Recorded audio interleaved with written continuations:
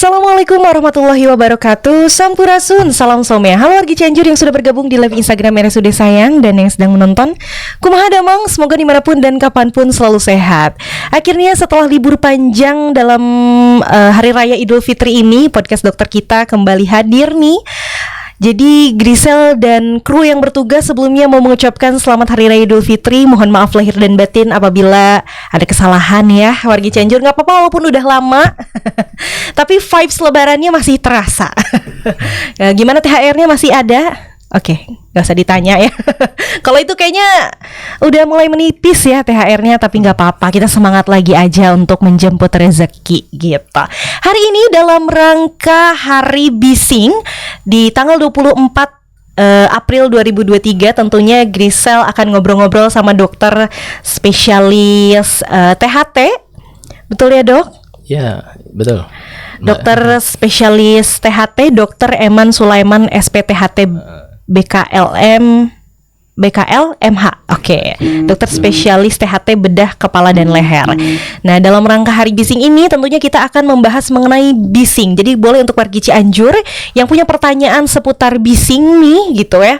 Emang bising kenapa sih? Bising itu apa sih dan lain-lain mungkin gitu ya. Atau mungkin punya pertanyaan terkait THT itu sendiri. Jadi boleh wargi Cianjur langsung tuliskan pertanyaan di kolom komentar ya. Nanti ditanyakan langsung ke dokternya.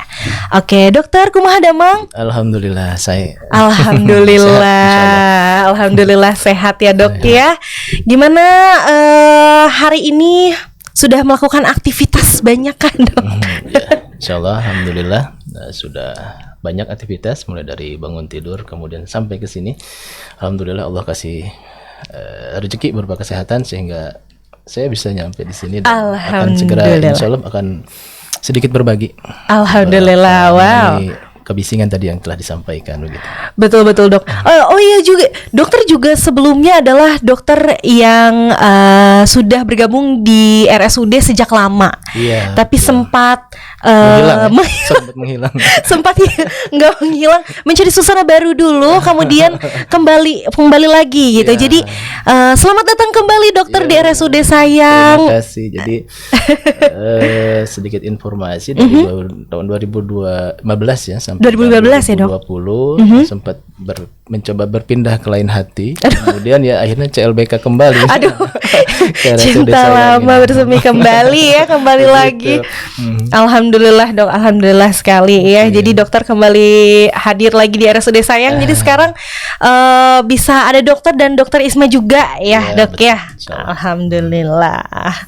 Oke dok, seperti yang sudah tadi Grisa sebutkan di awal, kita akan ngobrol-ngobrol mengenai bising gitu ya.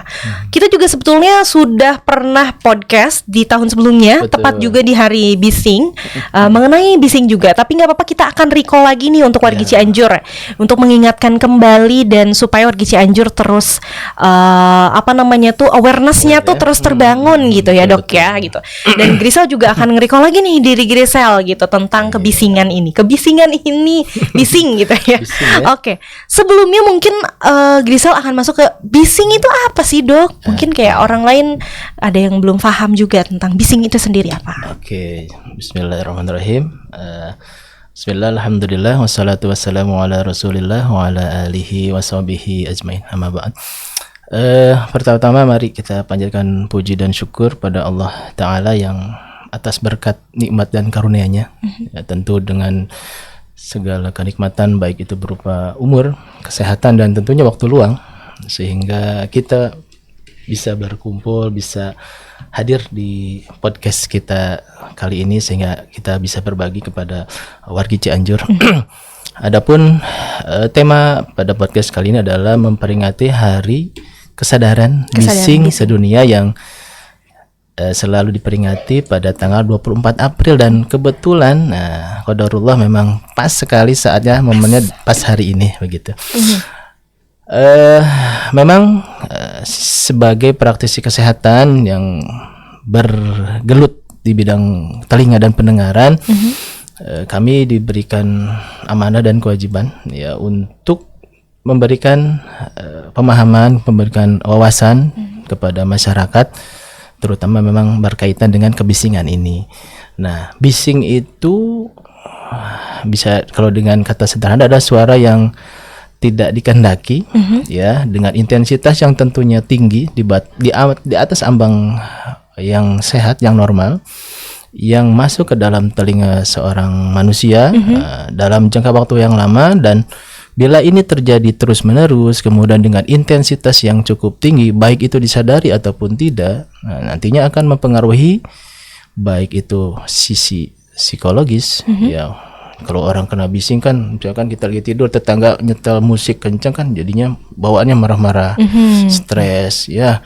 Iya juga ya. Gitu. Kemudian juga tadi psikologis, psikis, psikologis, misalkan denyut jantung jadi meningkat, denyut nadi meningkat, tensi juga meningkat, itu tidak baik dengan kesehatan. Dan salah satu yang paling penting dan patut diwaspadai karena ini berefek bisa persisten ataupun permanen adalah efek kepada pendengaran. Nah, telinga yang terkena bising terus menerus, tadi intensitasnya tinggi dalam jangka waktu yang lama, nah ini bahaya ke pendengaran.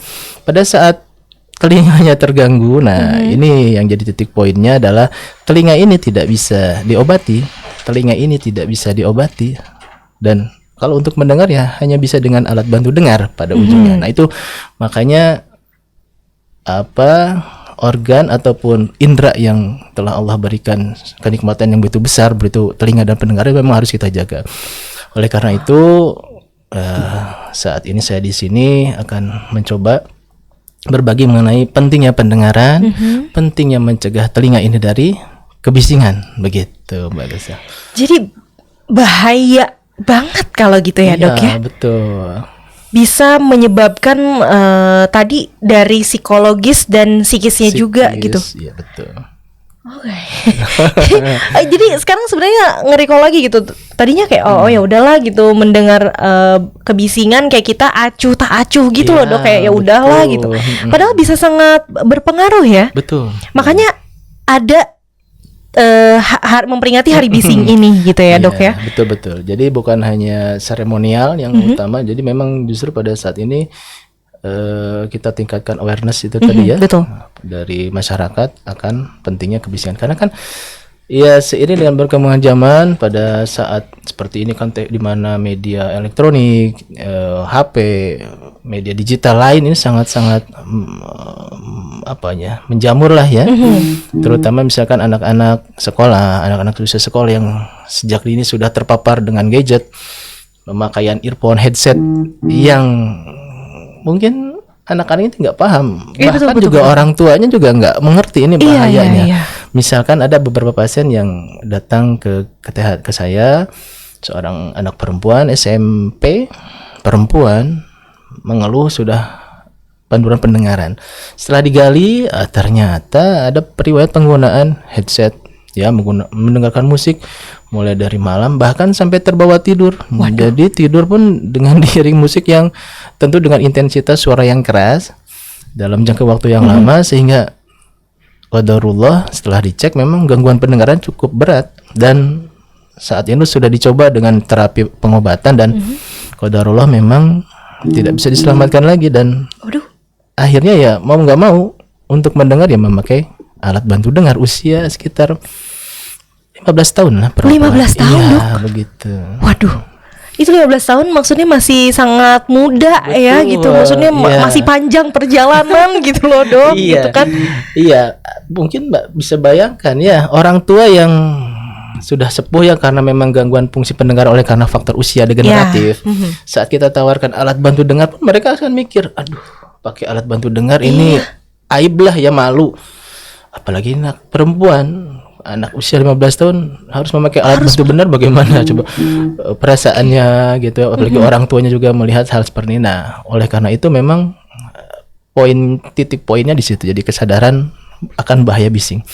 Kemudian juga yang lain yang yang cukup sering saya temukan juga paparan bising di tempat kerja gitu ya, terutama di beberapa pabrik yang ada di sekitaran Cianjur ini ya. Tentunya juga mungkin pemangku kebijakan juga bisa proaktif ya, hal ini. Banyak karyawan ya yang dimana kerja dekat dengan mesin dengan intensitas tinggi itu tadi mengalami gangguan pendengaran. Hal ini pun bisa ya, harusnya kan ada prosedur keselamatan kerja Iya, lah, keselamatan terutama kerja. termasuk keselamatan telinga juga ininya.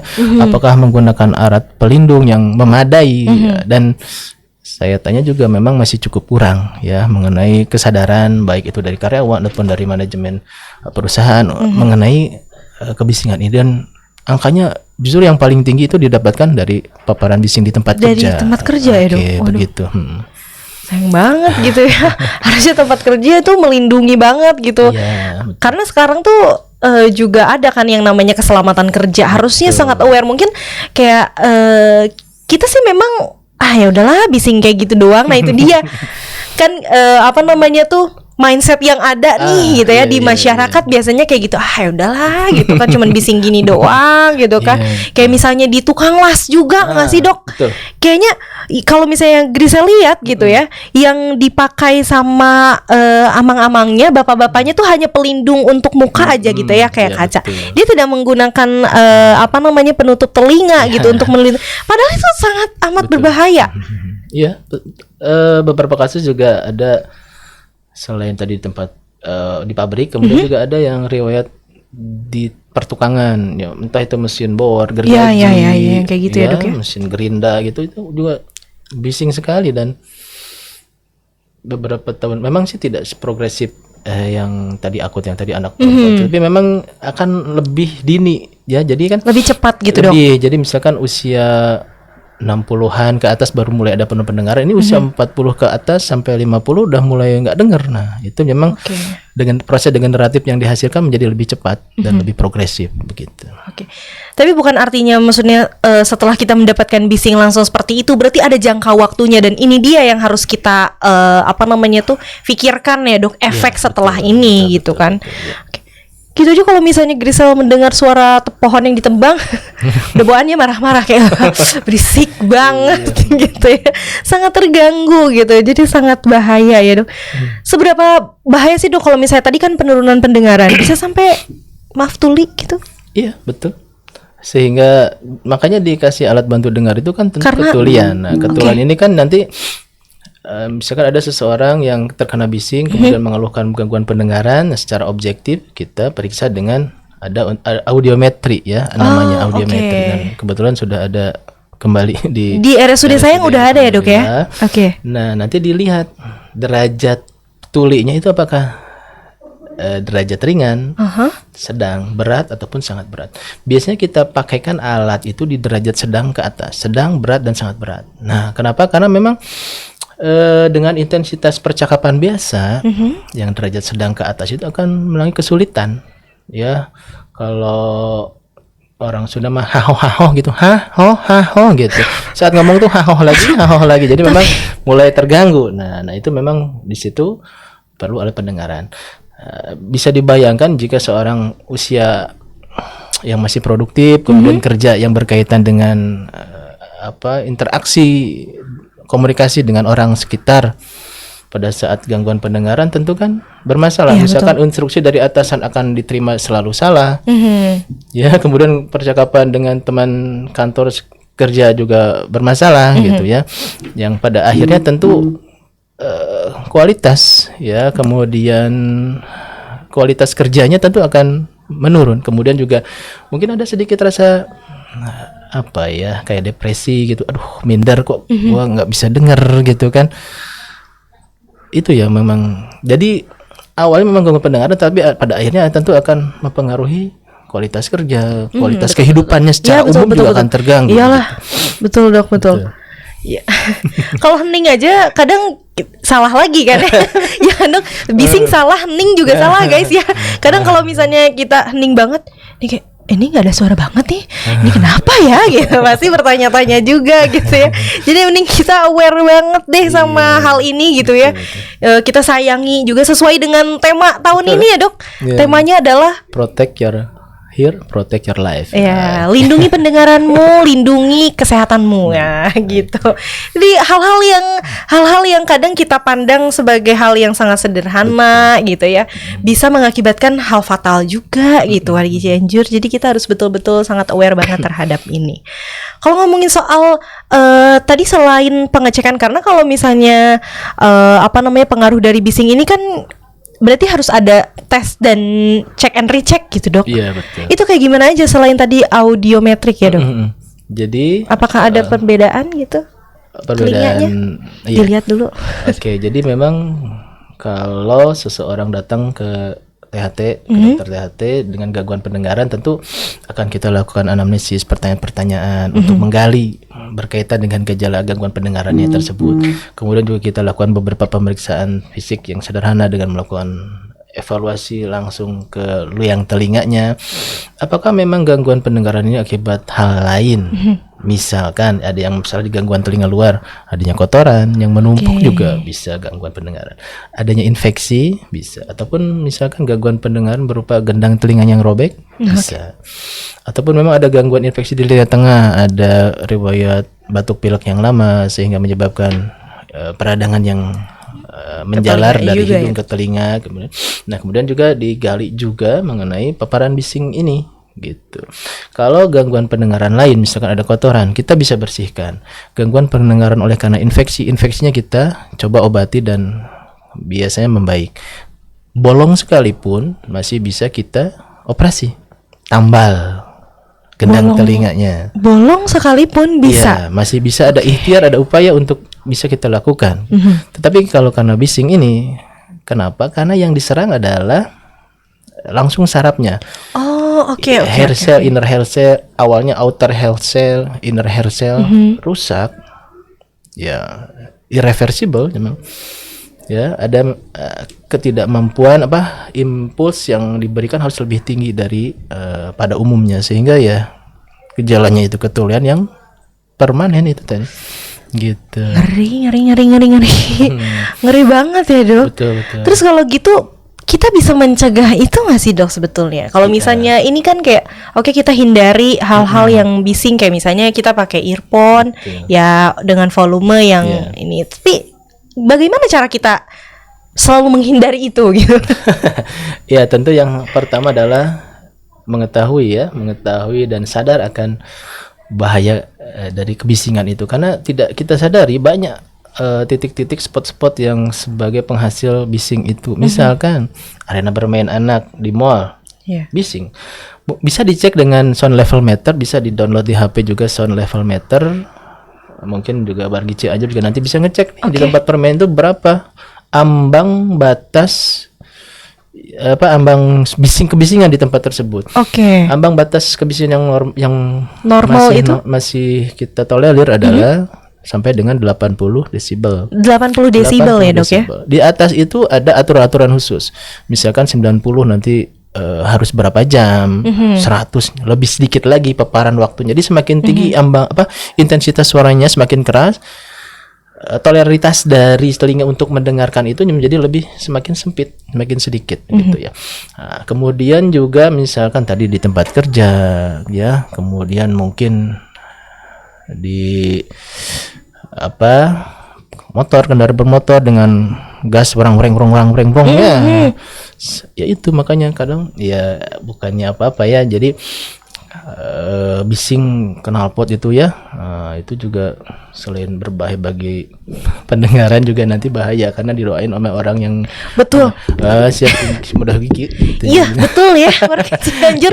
Selain kita juga harus aware sama warga sekitar gitu ya, lingkungan sekitarnya, untuk yang punya motor dengan knalpot yang bising, tolong. Iya betul. Jadi ini curhatan banget. Ya kepolisian bisa lebih menertibkan lah Ibu ya. Betul. Tapi betul, Dok, kadang kan kayak suara motor yang suara knalpot tuh betul-betul bikin kayak pusing gitu. Di jalan loh, hai. Kadang kan ada yang misalkan ini ada olahraga, oke nggak apa-apa, cuman tidak mengganggu lingkungan sekitar dan juga untuk ya misalkan bukan driver ya, motor race-nya sendiri ya, orang yang mengendarainya ya dengan pelindung yang memadai begitu. Tuh, betul. Selain untuk lingkungan sekitar juga dirinya juga kena ya, Dok, efeknya ya, Dok, gitu. Jadi aku juga suka bingung kadang gitu, pengen nanya sama orang yang knalpotnya tuh sangat nggak pelan-pelan gitu suaranya. Apakah dia tidak mendengar sendiri gitu? Iya, jadi oke, untuk warga Cianjur yang punya pertanyaan nih ya, mumpung dokternya ada di sini, silahkan tanyakan pertanyaan seputar bising ini sendiri ataupun tentang THT, boleh banget. Iya. Oke, jadi sorry dok, di remind lagi. Jadi tadi itu batas ambang pendengaran itu ada di 80 desibel 80 ya? desibel aman selama 24 jam. Selama 24 jam. Oke. Oke. Di atas itu waktunya akan semakin sempit. Itu. Oke, jadi ya untuk tadi pencegahannya ya kita harus aware gitu kalau ngelihat kemana-mana. Berarti ini kalau misalnya bising, udahlah gitu. Mending dihindari aja. Dihindari saja. Betul. Oke dok, sudah ada beberapa pertanyaan yang masuk. Grisel akan coba bacakan pertanyaan satu persatu silakan. pertanyaannya. Ada dari Bapak Abu Nazia. Assalamualaikum dok, apakah Waalaikumsalam. bising atau polusi suara baik dari speaker, kendaraan atau aktivitas suara yang terus-menerus dapat menimbulkan penyakit kardiovaskular atau stres? Iya. Langsung dijawab aja Mbak ya? Boleh. Oke, jadi Coba aja dok. dari Abu Najia, jadi memang tadi sudah disebutkan bahwa kebisingan bukan hanya mengganggu ke pendengaran ya secara langsung ataupun tidak langsung, juga tadi mempengaruhi psikologis dan juga fisiologis ya. Fisiologis diantaranya adalah tadi meningkatkan tensi, kemudian meningkatkan denyut jantung dan denyut nadi gitu ya. Tentu secara mikrobiologi juga tentu akan hormon-hormon tertentu akan terganggu ya. Nah, pada saatnya pada ujung-ujungnya memang akan mempengaruhi juga tadi ya kardiovaskular, berarti masalah di jantung dan juga stres. Tentu saja stres tadi kan sebenarnya bilang kan kalau ada punya tetangga yang bisik terus kan gitu juga stres ya. Dangdutan misalnya di jam 11 malam. Iya, jadi Atau di bawaannya jalan stres gitu ya. Tapi benar Grisel Betul. suka tiba-tiba marah-marah, padahal Grisel kan ya orangnya sabar. Tapi kalau misalnya udah di apa namanya tuh di jalan dengan knalpot yang seperti itu atau bunyi klakson yang tin gitu. Iya. Itu tuh bener-bener langsung kayak langsung naik pitam gitu. Oke, jadi pertanyaan apa namanya jawabannya adalah bisa ya dok ya? Bisa. Bisa. Oke. Ada lagi dok pertanyaannya dari ini bapak atau ibu ya? Saldut underscore. Iya, Namanya unik. Oke, dok mau nanya, kalau mau bersihin kotoran telinga ke dokter minimal berapa bulan sekali? Oke, untuk berkaitan dengan kotoran, biasanya sih 6 bulan sekali, karena produksi dari 6 bulan kotoran telinga memang akan selalu ada ya. Telinga normal akan selalu memproduksi kotoran. Nah, rata-rata umumnya itu setiap 6 bulan sudah mulai penuh tuh. Jadi waktu itulah 6 bulan sekali kita periksain ke dokter THT untuk membersihkan kotoran telinga ya, begitu. Akan selalu ada karena memang sudah tercipta seperti itu ya dok. Dan itu juga salah satu fungsinya adalah melindungi itu ya dok ya. Jadi memang kotoran telinga itu tidak semata-mata Allah ciptakan, di balik itu memang banyak manfaatnya. Yang pertama tadi memang yang pertama adalah untuk filter penyaring debu kotoran, kemudian juga melembabkan ya. Kalau telinga terlalu kering, terlalu sering dibersihkan itu juga kurang baik, dan telinga akan menjadi kering dan lebih rentan untuk terjadinya infeksi. Kemudian juga tadi ada anti kuman, antivirus, antibakteri sehingga melindungi, memproteksi telinga lebih baik. Kemudian ada aroma tertentu dari kotoran telinga ini yang menyebabkan serangga-serangga enggan masuk. Jadi kalau terlalu bersih, serangga tuh aman, justru masuk ya dok ya? Masuk ya gitu. Oke. Pantesan apa namanya nyamuk kayaknya nggak masuk gitu, selalu berisik aja di luar gitu ya, berisik banget. Karena dia nggak mau berani masuk karena ada kotoran telinga. Ada aroma khususnya yang menyebabkan nyamuk dan serangga lain menjauh. Oke. Tapi nggak apa-apa untuk beberapa apa namanya tuh tetap dibersihkan, tapi nggak boleh terlalu bersih gitu ya dok ya? Prinsipnya sih membersihkan tidak dianjurkan bagi kami dokter THT, jadi dibiarkan saja. Dan biasanya setelah beberapa bulan itu ya, 6 bulan itu telinga itu akan menumpuk keluar, karena kan kotoran itu diproduksi di sepertiga bagian luar telinga, di bagian sebelah luar. Jika kalau tidak kita oprek lah ya, dia akan menumpuk dan akan bergerak keluar. Mungkin pada saat kita mengunyah ataupun menguap akan terasa nih mulai keluar, nah kita ambil saja. Jadi ataupun prinsipnya apa yang kita lihat dan yakin kita bisa ambil dengan aman, silahkan diambil. Daripada harus ngorek-ngorek gitu ya, Dok ya, itu justru lebih dengan bahaya. dikorek ya, niatnya sih membersihkan dengan cotton bud ataupun sekarang nih banyak tuh alat yang ada lampunya ujungnya yang ada entah itu dari Penasaran plastik ataupun yang ada logamnya. Saya sendok itu genda apa Bahaya. cotton bud saja bisa bikin telinga robek, gendang apalagi besi gitu. Duh. Ya. Ngeri. Ya gitu ya. Jadi sarannya sih mendingan periksa aja ke RSUD ya. Betul. Karena di RSUD juga ada pembersihan kotoran ya, Dok ya. Iya. Gitu. Siap. Oke, ada lagi pertanyaan yang masuk dari ini Ibu kayaknya Ibu Ai.mardiah.549. Assalamualaikum, Dok. Anak saya Warahmatullah. usia 7 tahun sering naik warawiri, posisinya duduk di depan dan ada musik yang begitu keras gitu. Pakai apa ini? Salon gitu. Apa itu juga bahaya, Dok? Ya, tentu kalau memang intensitasnya tinggi dan sering, ya ini juga tentu berbahaya, Bu. Bahaya ya, Bu. Bisa ya. mempengaruhi pendengaran. Ya saran sih ya dihindari lah ya. Warawiri juga kan mungkin faktor keselamatan juga kurang ya. Jadi Oh iya bahaya juga. tuh ya dengan warawiri yang tidak faktor keselamatannya kurang memadai, Tidak belum jadi terlalu tadi safety. suara bisingnya.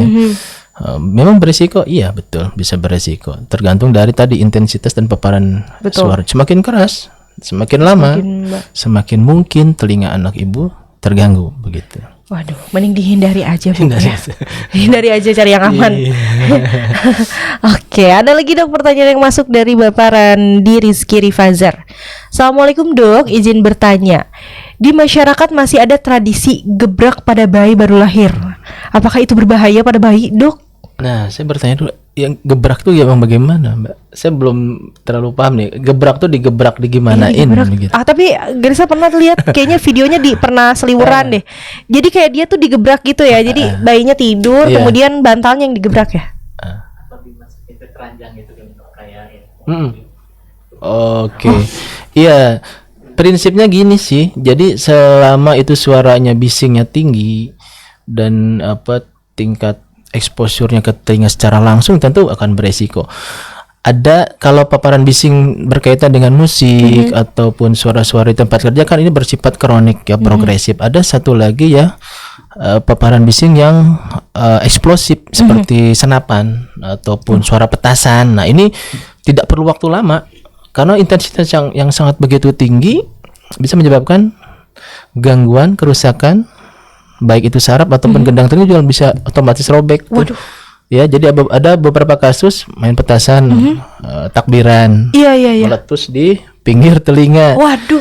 pecahlah, robek, berdarah, kemudian gangguan pendengaran juga. Jadi Waduh, ngeri-ngeri. kalau ini prinsipnya gebrak itu dengan intensitas yang tinggi ya tentu beresiko juga ya. Jadi semakin tinggi suara yang mungkin yang gebraknya pelan-pelan lah kalau memang perlu ya. Gitu aja sih, jangan terlalu Hanya keras, gebrakan kasihan cantik. bayinya. Iya, apalagi kan sensitivitas bayi yang baru lahir kan tentu kemampuan proteksi telinganya masih belum baik gitu. Begitu paling, Mbak. Tapi mending dihindari aja deh kayaknya. Ya, tradisi itu kasihan ke bayinya soalnya. Grisa pernah lihat videonya di TikTok, pernah seliweran. Tapi bukan apa-apa, jadi takut maksudnya kasihan ke bayinya sih Iya, sebenarnya. ya dilihat dari sisi manfaat madorotnya ya. Kalau memang nggak ada manfaatnya buat apa? Nah, itu dia. Bahkan merugikan. Betul, Dok. Oke, ada lagi pertanyaan yang masuk dari Uten Apasi. Ibu, ini ibu atau bapak? Mau tanya, efek polip bisa membuat sakit kepala dan gak bisa mencium bau wangi-wangian, Dok? Iya, betul. Jadi kita beralih ke masalah polip ya. Jadi polip itu berarti adanya massa ataupun pertumbuhan jaringan yang abnormal yang terjadi pada hidung. Kalau dalam hal ini ya polip hidung. Nah, ini bisa mempengaruhi sakit kepala, iya, karena massa polip ini kan ada di dalam hidung, kemudian juga dia akan menutupi aliran drainase dari entah itu sinus ya, sinus maksila, etmoid, sphenoid, bahkan frontal. Tentu gejala dari sinusitis yang diakibatkan oleh sumbatan oleh karena polip itu adalah sakit kepala dan sakit wajah. Kemudian untuk mencium wangi-wangian bisa ya, bisa. misalkan polip ini tadi menutupi bulbus olfaktorius ya, karena kan saraf penciuman itu nervus 1 itu ada di atap dari hidung dah. Pada saat tertutup tentu paparan aroma penciumannya akan terganggu. Kemudian juga biasanya polip ini juga diakibatkan oleh karena rinitis alergi yang tidak terkontrol. Di mana salah satu komplikasi dari rinitis alergi yang tidak terkontrol adalah inflamasi di bulbus olfaktorius tadi, di saraf penciuman tadi, sehingga penciuman akan terganggu. Jadi polip bisa menyebabkan sakit kepala dengan gangguan pencium, sangat bisa. Sangat bisa dan memang berkaitan sekali begitu. Oke, seperti itu ya Bu. Jadi disarankan sih untuk lebih jelasnya lagi mendingan langsung konsultasikan saja. Datang ke Poli THT ya, RSUD Sayang. Dari jadwalnya Dok, Poli THT? Saya untuk Poli THT Senin sampai Jumat. Senin sampai Jumat. Oke, kalau saya hari Selasa dan hari Kamis pagi. Oke, begitu ya. Jadi mendingan langsung aja deh dikonsultasikan bersama dokter-dokter spesialis kita. Ada lagi dari Ibu Ai _Handayani, Dok, mau nanya, saya punya anak 13 bulan, suka mainin kayak handphone-handphonean, terus dimasukin, didengerin ke telinganya. Apakah itu bahaya, Dok? Dengan suaranya yang nyaring itu? Iya, kalau dengan suara nyaring tentu berbahaya. Yang pertama memang dari bisingnya itu tadi, kemudian handphone ini masuk ke dalam, dimasukin ya ke dalam saluran telinga, tentu bahaya. Bisa mengakibatkan infeksi, luka lecet, bahkan bisa merobek gendang telinga. Kalau memang yang dimaksud adalah alatnya jadi dimasukin ke dalam lubang telinga, itu berisiko ke perforasi juga, itu gendang telinga bisa robek. Selain tadi gangguan pendengaran juga akan saraf telinga akan terganggu. Oke. Seperti itu ya. Jadi ya kalau bisa suara-suara yang nyaring itu, apalagi untuk bayi gitu ya. Kan karena 13 bulan masih bayi gitu ya. Iya. Masuknya jadi mendingan dihindari aja. Betul. Gitu. Ada lagi pertanyaan yang masuk? Satu pertanyaan terakhir ya. Oke. Satu pertanyaan terakhir tuh ya. Ternyata waktu nggak kerasa kan Dok? Mungkin nanti ada episode 2-3. Oh ada lagi, tenang Dok. Jadi saya sih semangat. Oke, ada lagi pertanyaan yang masuk. Satu pertanyaan terakhir masih dari Ibu atau Bapak Utenapasi, Dok. Mau tanya satu lagi, kalau kotoran telinganya kering dan jadi susah dibersihkan harus gimana? Iya. Kalau harus datang ke Iya betul, tadi ya disebutkan kalau kotoran telinganya kering dan keras, wayahnya ya mau nggak mau daripada beresiko, ya datangilah dokter THT dalam hal ini, sehingga ya lebih aman dan lebih nyaman insyaallah begitu. Gitu ya. Jadi mending datang aja ke RSUD Sayang gitu ya. Mau membersihkan telinga aja ada di RSUD Sayang mah. Ya jangan sedih gitu ya. Dan Poli THT juga termasuk ke dalam poli eksekutif ya Dok ya. Iya betul. Tuh, jadi kalau misalnya nggak mau ngantri langsung aja mendingan ke poli eksekutif ya. Jadi segala pelayanannya jadi cepat gitu. Oke, nggak kerasa Dok, 30 menit sudah kita ngobrol-ngobrol, lebih malah. Nggak apa-apa, kita bonusin. Oke, 30 menit sudah kita ngobrol-ngobrol hari ini. Sebelum kita pamit nih Dok, adakah yang mau dokter sampaikan untuk warga Cianjur? Silahkan Dok. Untuk statement akhir di pertemuan kali ini yang berkaitan dengan hari kesadaran bising sedunia. Jadi memang kita sebagai manusia yang Allah telah berikan begitu banyak nikmat, yang salah satunya adalah nikmat pendengaran ini ya, yang tidak ada satu manusia pun yang bisa menciptakan telinga dan pendengaran seperti Allah telah ciptakan. Jadi kewajiban kita sebagai makhluk yang bersyukur ya tentu menjaga nikmat pendengaran ini. Yang pertama dijaga dari beberapa ataupun faktor-faktor madorot, faktor-faktor yang bisa merusak. Salah satunya adalah menghindari dari kebisingan gitu ya. Baik untuk diri kita sendiri, keluarga, terutama anak-anak. Tadi banyak pertanyaan mengenai anak bayi, anak-anak yang paparan bisingnya yang sangat beresiko ya. Kemudian juga selain kita aware-nya, tentu juga bila ada gangguan, ada masalah, cepat datang ke tenaga kesehatan, dalam hal ini dokter THT, sehingga gangguan yang dialami tidak semakin memberat dan tidak stadiumnya tidak terlalu berat sehingga masih mungkin untuk kita bisa selamatkan, kita bisa perbaiki. Begitu mungkin, Mbak. Oke, baik dokter, terima kasih banyak sudah berkenan hadir dan ngobrol-ngobrol hari ini sama Grisel. Sama-sama. Semoga dimanapun dan kapanpun dokter selalu sehat. Amin. Dan selalu diberikan kelancaran dalam segala aktivitasnya. Sekali lagi terima kasih dok. Terima kasih juga untuk wargi Cianjur yang sudah bergabung di live Instagram dan yang setia menonton. Semoga dimanapun dan kapanpun selalu sehat juga ya. Dan jangan lupa like, comment, subscribe, dan share sebanyak-banyaknya video ini karena akan sangat bermanfaat. Dan juga jangan lupa follow Instagram, Facebook, TikTok, dan seluruh sosial media RSUD Sayang karena banyak sekali informasi-informasi yang kami bagikan. Kalau begitu kami berdua pamit undur diri. Saya Grisela Dita bersama dengan Dr. Eman Sulaiman. Kami berdua pamit undur diri. Wassalamualaikum warahmatullahi wabarakatuh. Salam samia.